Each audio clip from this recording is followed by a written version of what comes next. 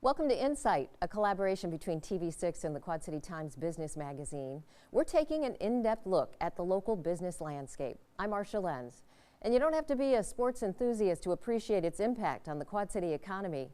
A look at sports tourism today on Insight. TV6 and the Quad City Times present Insight, the business journal of the Quad Cities. It's more than just fun and games. Sports teams and sporting events help generate millions for the Quad City economy. According to the Quad City Times, the three minor league sports teams, the Storm, the Steamwheelers, and the River Bandits, generated an economic impact of $50 million a year. Another $32 million spent during the week of the John Deere Classic Pro Golf Tournament. And in terms of exposure, 13,000 runners from 50 states and 11 countries turned out for the 2019 Quad City Times Big 7 race in Davenport.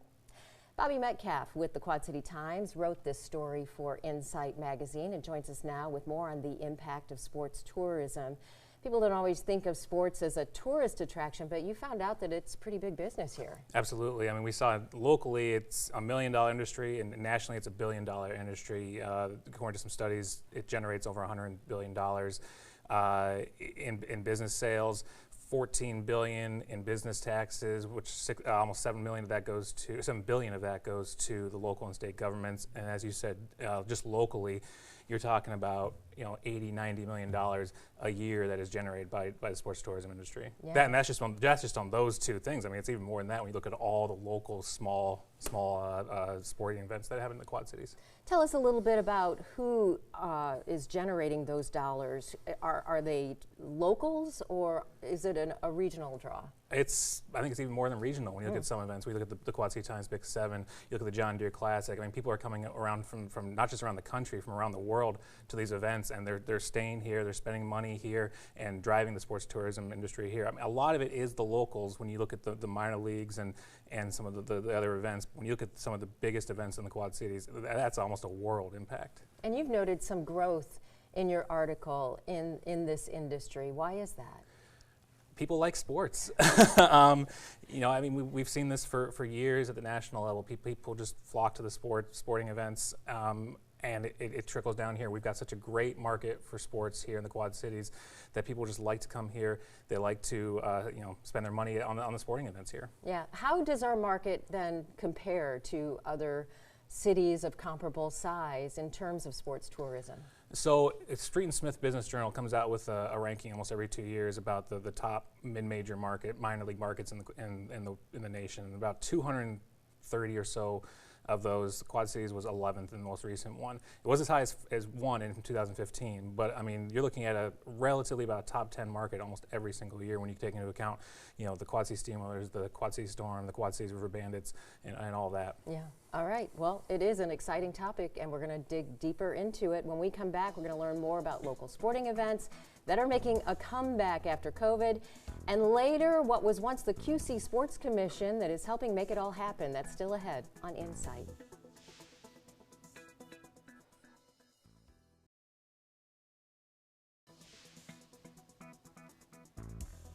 A pro golf tournament, a one-of-a-kind challenging running race, and an historic riverfront ballpark, they all help put the Quad Cities on the map. Joining us now, Claire Peterson, Executive Director with the John Deere Classic, Michelle Druring, Race Director with the Quad City Times Big 7, and Dave Harrell with Visit Quad Cities. So today's discussion is going to focus on the John Deere Classic, especially since an internationally known sponsor and golf celebrities coming into town. It's a pretty exciting time. How unusual, Claire, is it for a community our size to have a pro golf tournament like that? It's just like the Green Bay Packers. A new franchise will never go to a city of 100,000 people in the NFL, and the PGA Tour will never go to a city the size of the Quad Cities, 375,000. 50 years ago, it came here, and because of all of the times when it was close to disappearing, but people stepped forward, companies stepped forward, we've remained on the schedule, and since 1998, having John Deere, a worldwide company that the PGA Tour, really has a strong relationship with. They're in the equipment business. That has put a solid foundation on it. So if you look at the PGA Tour, 46 different events, there's literally no other events that go to a community this size until you get off to the regular season. Some of the fall events are in smaller communities, but we're really proud of that. Yeah, super proud. We mentioned earlier 32 million generated in just 1 week of the tournament. How many people do you attract? Well, every year is different. It has to do with the field, it has to do with the weather, but for the most part, we have a lot of loyal fans here regionally. We did a zip code analysis a few years back. A 2-hour driving radius is really 2 to 3 hour. You get Des Moines, you get Peoria, you get some of the Wisconsin people. Steve Stricker brought a lot of people in from Madison. But there's also people that come in from out of town that take in the event. It's, like I say, one of only 46 events in the world on the PGA Tour. When you look where the next closest event is, Minneapolis would probably be the next closest if you want to watch PGA Tour players. So we get people from planning vacations coming here to coming in to volunteer, and that's where the 32 million comes from. Plus it's a week-long event. I mean, CBS alone takes 150 rooms at the Blackhawk Hotel for a week, and you get 80 to 100,000 spectators. Not all of them are going back home. They're going into hotels. They're eating at restaurants. They're filling up their gas tanks, and that's where the number comes from. The PGA was very strict when it came to COVID. How did that impact the tournament? Well, John Deere was very strict too. No one wanted to take any chances. Everyone wanted to be responsible and vigilant. We were given the chance in 2020 to have the event, but only with no fans. So at that point, it's kind of, you've lost the whole enthusiasm, you've lost the reason. The community impact, you know, the experiential thing is gone. So John Deere, as you know, inside their facilities were very vigilant about protecting their employees, and at that point it just felt like the more responsible thing to do was not have a tournament. We still had our Birdies for Charity program and generated $12.2 million, which was a testament to the generosity of everyone in town, but it became the responsible thing to do, and we were able to return in 2021 with Illinois' restricted numbers, about 5,000 a day, so we're slowly getting back to what a normal event would be, if there's anything normal in this business. Well, and this year, you've got a different date. How is that going to impact the event? Well, the biggest thing, I think, is the field. We're going to have 156 world-class players here, always do. It's whether or not you have those top-rated, world-rated players. We used to be adjacent the week before the British Open, one of only 4 majors on the PGA Tour. A player winning a major, it changes their whole professional life. Right. So some people wanted to get over there early and get acclimated to the time change and the weather change and everything. We did a pretty good job with a jet shuttle to get guys over. In fact, we had 2 guys, Francesco Molinari and Zach Johnson, win the British after being here. But the week earlier opens up a window for players that may have felt like they couldn't come here before because it was so close. We've already had some commitments, which we're really excited about, that's kind of reflecting that. So that's the exciting thing for us. Okay, well, we look forward to that announcement on who's going to be playing. You don't want to do it right now? Okay, go ahead. Okay. Let's talk to you, Michelle, about the Big 7 race, because this is another event that attracts people from all over. Give us a little bit of a history of the people that are attracted to this grueling running race. Well, I wouldn't call it grueling. Oh, I did it. I did it, yeah. Well, as you know, we've been here since 1975, and this is our 48th year. I consider it a homecoming of sorts. People plan family reunions or class reunions around the event. It's an event where you can, we call it run with the best, because you have Olympic hopefuls and Olympic medalists running along with your neighbor who is perhaps walking. And when you're going out in the course, they are coming back finishing. We also have almost 5,000 volunteers helping race weekend, you know, Thursday through Saturday. We have people line the streets, the neighborhoods, the community that comes out. It's a celebration all weekend long. I remember back in the day, you couldn't get a hotel room anywhere in the metro. They've done some building since then. Yeah, and I'll let Dave answer to that, but I know that the prices do increase because of demand. You were impacted by COVID as well. 1 year you had to hold the race virtually, and then you had a cap. So tell us a little bit about how that impacted your event. The year of the pandemic was hard for us. It was a very tough decision. As you know, I stepped into leadership role as race director. Ed had retired in 2019, and one of my first big decisions was to say we're not going to have an in-person race, and that was hard.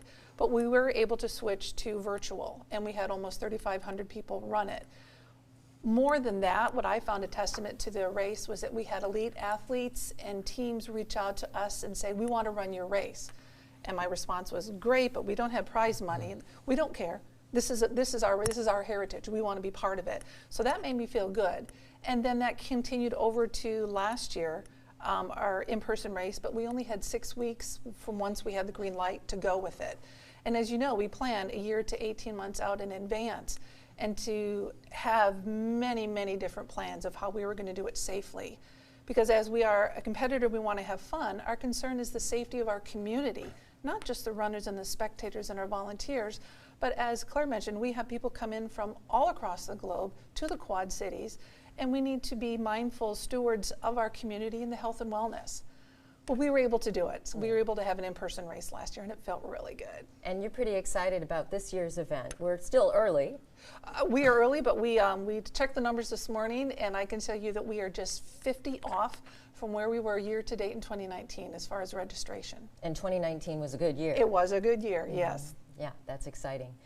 So let's get more into the specifics of these two particular events, Dave, that are attracting people. They're events, short term, but they have a big impact, right? They do. I think, first and foremost, they're signature events and they're destination assets that have a significant amount of equity in our community, in our regional destination, how the business community connects with them, how volunteers connect, sponsors, participants, everyone that's sort of within the framework of hosting a major, sporting event. So they're more than just an event from our perspective. They're really part of the fabric of what we want to see in terms of the Quad Cities thriving and being a vibrant, region. So there's a lot more once you kind of unpack who's involved with these events, whether it's John Deere, whether it's Quad City Times, to the variety of people that make these things tick. They've got incredible impact that's not only felt here in the Quad Cities, but certainly from a national brand perspective in terms of how we want to tell our story, how we're shaping perception, what does visitation look like, what does resident pride look like, how are we using these events to galvanize talent and showcase what we're trying to do. And I think the future is very bright because we do have a very healthy portfolio of professional sports, signature events, assets, whether it's TBK Bank Sports Complex or Modern Woodman or TPC Deere Run or the Taxslayer Center. All of these venues and assets that we've got, we need to continue to invest in them because sports is big business and it's not going anywhere and it's recession proof. And it's got a little bit of Teflon around it. But if you don't have a strategy and you don't have a plan and if you're not growing, then you're going to be lost. And so it's a huge business opportunity for the Quad Cities to continue to seize. So aside from the people that come here and spend money, what you're saying is it makes the Quad Cities look good. It does. I mean, it's such an image building, chance for us to maybe take a step back and think about what is the broader play from an economic development perspective, and how does sports, play a part of that? And it's not easy work, right? It requires time and energy and financial resources and commitment, and it also takes a strategy moving forward if you want to see growth. And so we're so grateful that we've got amazing, partners that are making these things happen, but they need to continue to be supported. They need volunteers. They need all of the things they require to be successful. Yeah, I remember you were struggling last year to get volunteers, and at the 11th hour you were able to get them, and it was just because COVID and things were just starting to open up. We're going to have to break, though, and when we come back, we're going to learn more about efforts to bring more sporting events to the area.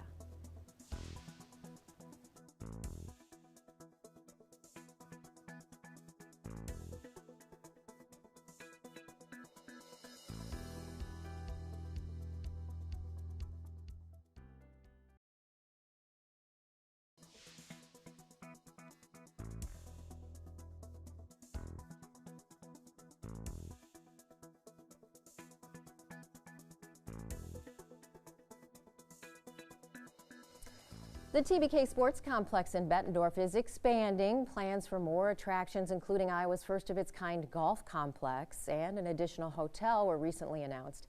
It builds on what has already been a success, with 1.5 million visitors to the complex off Interstate 80 in 2021. That's according to Bettendorf's mayor. Welcome back. Joining us now, Destiny Brown, general manager with the Quad City Steamwheelers, and Mark Haynes, who is operations director for the TBK Sports Complex. And of course, we couldn't talk about sports tourism, Mark, without talking about what has been a real Quad City success story. So give us a little history about the sports complex. How did it come about? Yeah, so I mean, we opened back in the summer of 2018, and we opened in phases. So the outdoor fields opened Memorial Day weekend. We had our first baseball tournament, and then we opened the indoors, I believe, the second week of June. So it was kind of a phased open. Project started back in 2017 or 16. Dave can elaborate on the ground up process.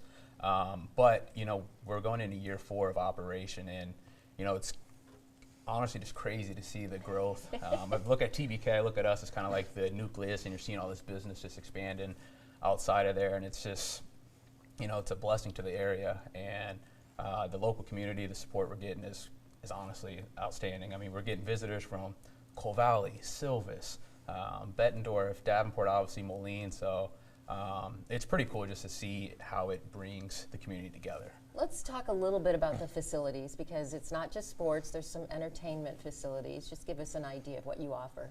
Yeah, so yeah, it's not just sports. We have the fitness center, level 2 fitness that is on the second floor. So that's a full-in fitness center where we're doing group fitness classes, personal training. We started a youth fitness program.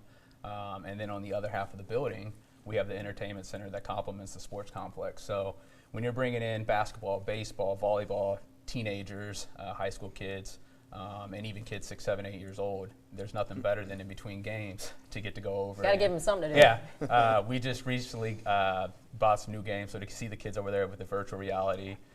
We have the axe throwing game. So I mean, there's plenty to do in between games, to where that's the goal, keep everybody in the facility.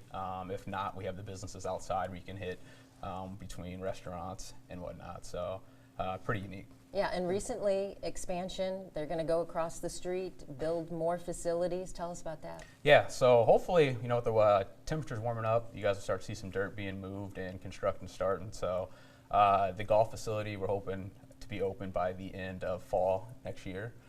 So that's going to be 3 stories. I believe it's 58 or 60 bays. I'm not sure on the exact number, but heated bays, so you can golf and use it all year round. There's going to be virtual reality over there. There's going to be more sports simulators, so quite a bit of action. You're going to have the ability to, you know, have your corporate party out there for a golf outing, baby showers, wedding rehearsals. I mean, you can do it all out there. So it's really exciting to see that about to get started. Dave, you've always talked about wanting to put Quad Cities on the map. Yeah. How do you feel like the growth of TBK and that area up there is helping with that? Well, I think first and foremost, just the vision and the investment that Doug Kratz and his team and everyone that's been involved from a private side has just been phenomenal. To go from an idea to the collaboration with the city of Bettendorf, and make no secret, like the TBK Bank Sports Complex is a regional asset, and it's an economic development engine. It's bringing people from all over the United States, so it does have a profile that continues to expand, and I think literally to see that success rate over a couple year period is pretty phenomenal. And then to Mark's point, seeing the businesses, and there's roughly 50 or so literally around that footprint, continue to expand. I think it's a huge part of like our future direction and how we want to use that asset in the economic development space. Like anecdotally, there was an event literally like right around New Year's Day this year, and it was a soccer event, all for goalies, and we were involved with recruiting that event into the Quad Cities, and we were out there talking to families and parents, and we literally had a family from New Hampshire. And so put that into context in terms of the people that are now consuming the Quad Cities on a regular basis, whether it's for JP sports events, whether it's for basketball, softball, I mean, pick your sport, soccer. I mean, it's got this massive regional, profile, and not only from the 8 kind of states within that profile, but now we're seeing a lot more activity. So I think the future's very bright for that asset. It's something that we need to continue to invest in and think about how it fits into our like overall portfolio. But it's an amazing success story. When we're out at trade shows at the national level, when we're out there marketing and talking about the Quad Cities, it is one of the centerpieces of our story. And youth sports is a huge driver. It was huge during COVID. Really helped us kind of keep the economy, flowing and generate sales tax and hotel motel tax and all the revenues that we like to see. But it's more than that, because I think what it's done for the local community, it's given them something to connect with, that they can be proud of, that they can experience, not only on the weekends, but literally, Monday through Sunday. So it's very exciting what's happening out there. Another success story, though, is the Quad City Steamwheelers, because, Destiny, you had basically paused the team because of COVID for 2 years, and yet you were able to come back like you never stopped. Tell us a little bit about the team, and for people that don't know about the indoor league, how it works. Yeah, absolutely. So obviously team was shut down due to 2 years of COVID regulations in Moline, so that was a tough break, but we actually reconvened back in 2018. And I actually came on as an intern at that time, so I've had the privilege of being with this organization since then, and watching it rebuild from obviously the legacy that they created in the early 2000s, being the first AF2 back-to-back champions, and then having the opportunity when Doug Bland decided, hey, I want to bring this organization back to life in 2018. Just watching the growth, and even in those 2 years of being away, coming back from that and having the opportunity to just really dive back into this community. And Wheeler Nation is just incredible. I mean, the Quad Cities fans really buy into this, and obviously there's some differences between NFL style and indoor style football, but still professional nonetheless, and giving these guys a platform to be able to try to get the film to get back to the highest level. Some of them have played in it. Some of them, played college ball for these top organizations in colleges around the area and across the map. So it's just a really incredible thing to be a part of. Yeah, and as a fan in the Tax Layer Center, I mean, you can actually see the players' faces. If you went to an NFL game, good luck, right? Yeah. So and to kind of hit on that too, I mean, the way that these players can, interact with the community is a major part of why, I love being a part of this. It's just so connective. It's on a way, we call it, the Wheeler family, because it's bigger than football. We really get out into the community. I mean, our guys right now, as I'm sitting here, we have guys out in the community right now at schools, 30 school visits on the schedule as we currently speak. So it's a really exciting thing, and they're just buying back in just like we never left. So, do you know who your fans are, the people that are attending? Are they people just from the metro, or are you doing a regional draw? Regional draw for sure. We have fans driving in from 2-3 hours away. Season ticket holders even, that just want to be a part of it, are huge Steamwheeler fans. But yeah, no, obviously the community's backing behind this, and from all around has been phenomenal, and it's like we never left. Yeah. Yeah. And you can't beat the weather with indoor football. You absolutely can't. So Dave, having something like indoor football that's fairly unusual, I won't say unique, but it's not everywhere. Is that another one of the assets that helps put us on the map? I think professional sports is critical to our success, because it's about quality of life and having your Quad citizens connect with the things that they love, and they love professional sports, whether it's the Steamwheelers, whether it's the Storm, the River Bandits, the United, like anything that's happening within the community.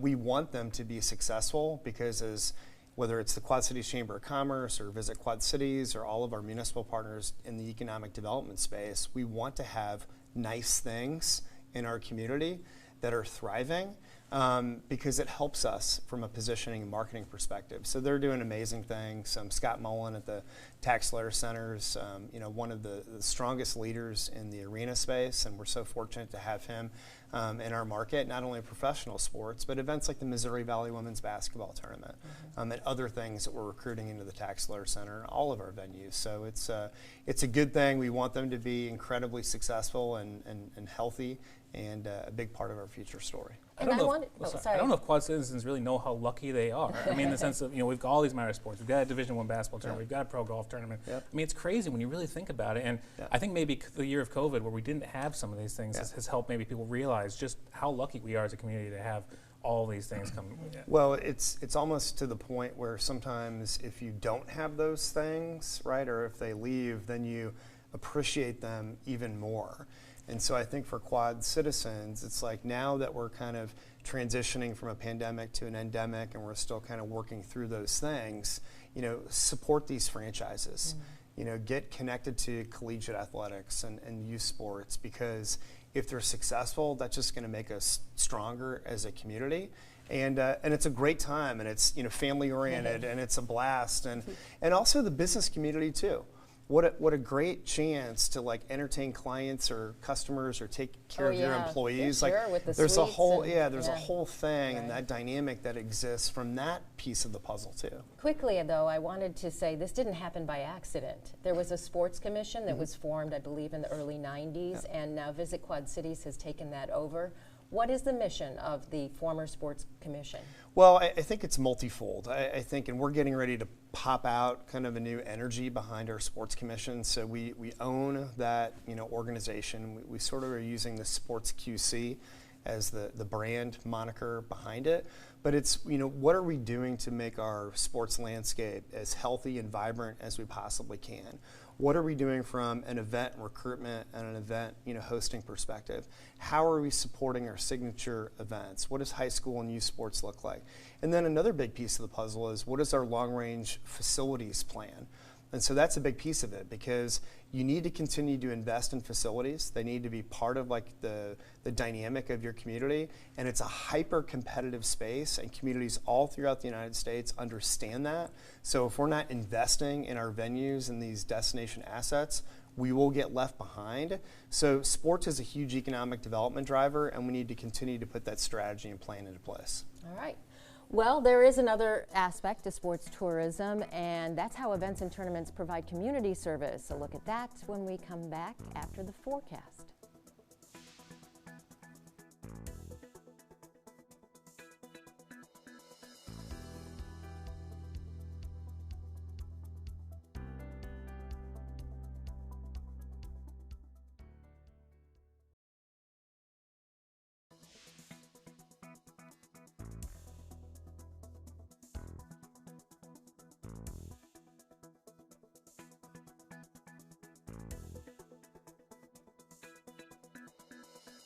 Since it first began in 1971, the Quad Cities Pro Golf Tournament has raised $133 million for local charities, $130 million of that since John Deere became the title sponsor in 1998.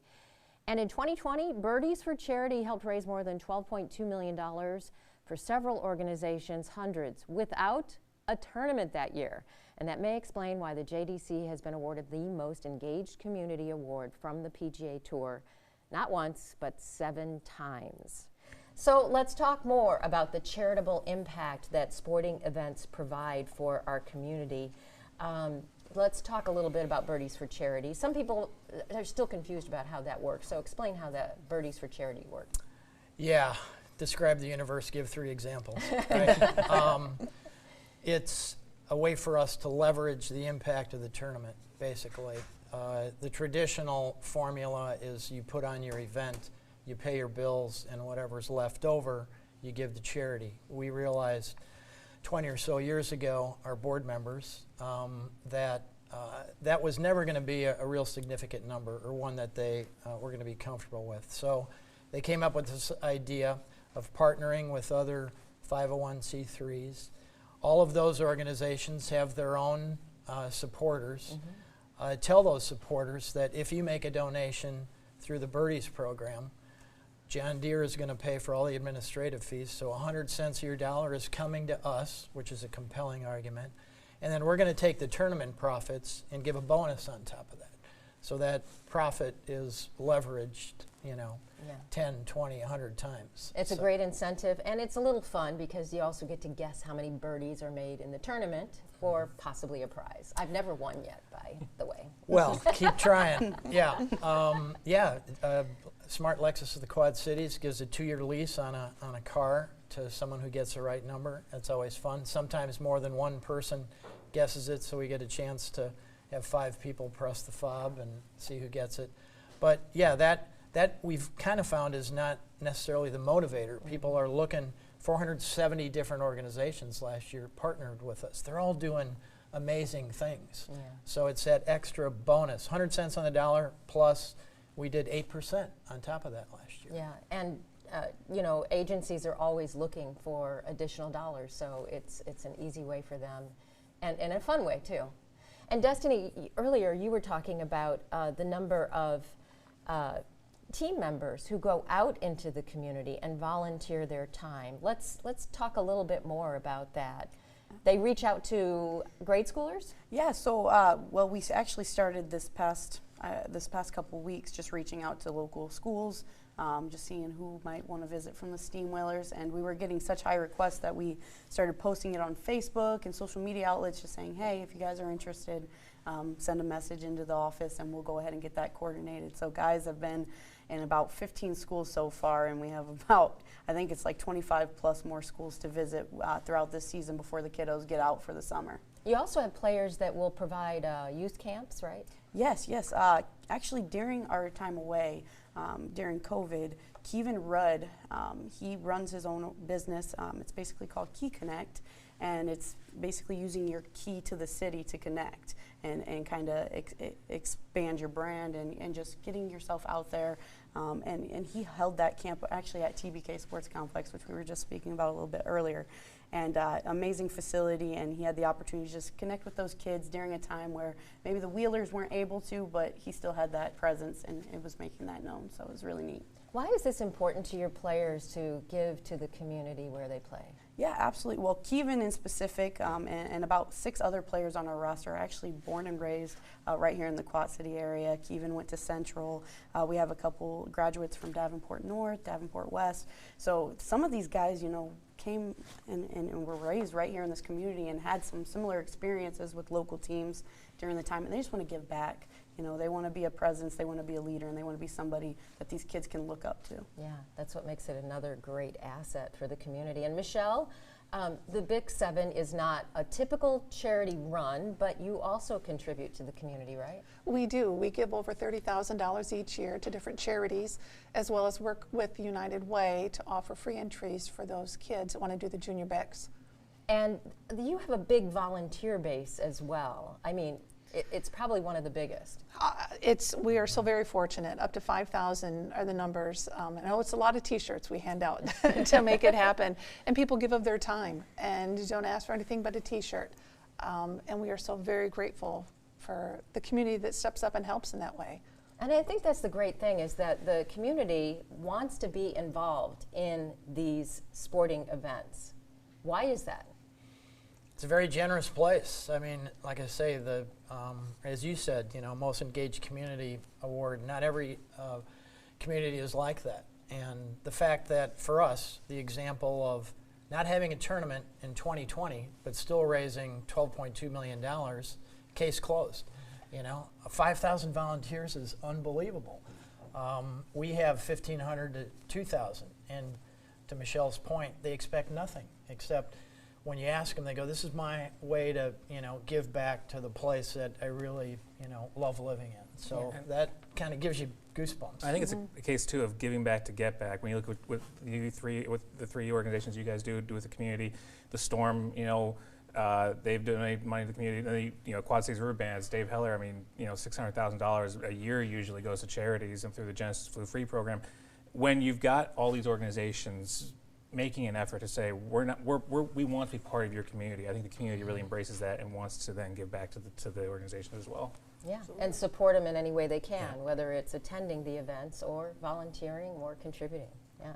When we come back, we are going to talk about another minor league team also making an impact on the Quad City economy. A look at the QC Storm after the break.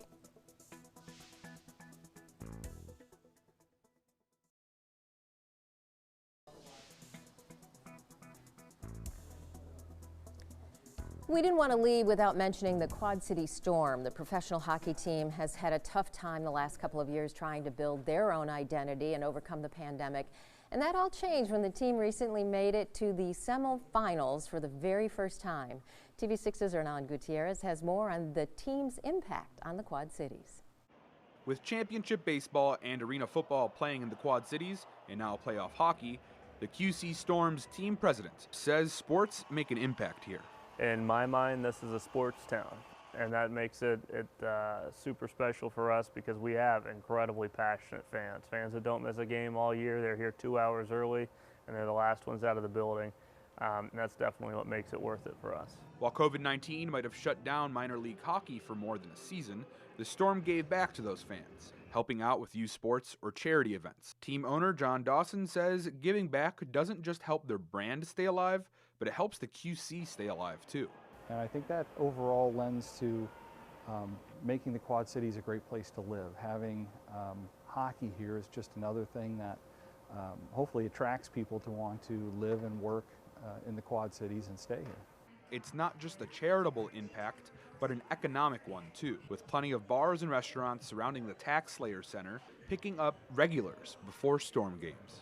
We have an option for them to buy the kitchen staff a beer. So we have some of our regulars that come in and do that, but we do get quite a bunch of business from it. As they make their first playoff run in their third season of playing hockey, the QC Storm hopes to start their own winning tradition. I think it's important to embrace the past in order to move forward. And the Quad City Mallards had a long tenure here. I don't look at it as a competition or a replacement. I look at it as that era ended and a new door opened, and that's the Quad City Storm. And we'll wrap things up when we come back.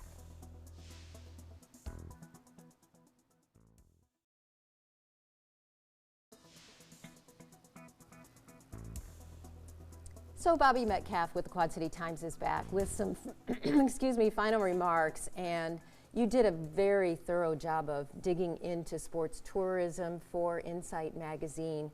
What did you find might be in the future? Do you see more expansion and more growth in this area? Yes, I do. I think business is going to continue to boom. Nationally, sports tourism is growing at about a 16% rate. When you look at what's going on at the TBK Bank Sports Complex, when you look at what the Quad Cities Storm, all the minor league teams are doing, the John Deere Classic, I think this area is just going to continue to grow as long as the community invests in it.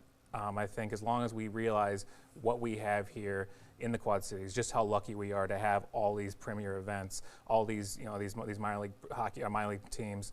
I think the sky's the limit for this area. Yeah, and as long as we don't have another pandemic. As long as we don't have another pandemic. But I think that really speaks for the resiliency of these events and programs that we already have in place. We didn't lose one. I mean, when you think about minor league teams, I mean, that's not a big business. And for someone like the Quad City Steamwheelers to miss 2 seasons and come back, I mean, that just shows how resilient this area can be. It is incredible. Thank you. And if you would like to read more, head to our website and look for the Insight page. There you'll find a link to the Quad City Times Insight magazine and a place to send a comment or suggestion as well. And that wraps up today's edition of Insight, brought to you in partnership with the Quad City Times. I'm Marcia Lense. Thanks for watching.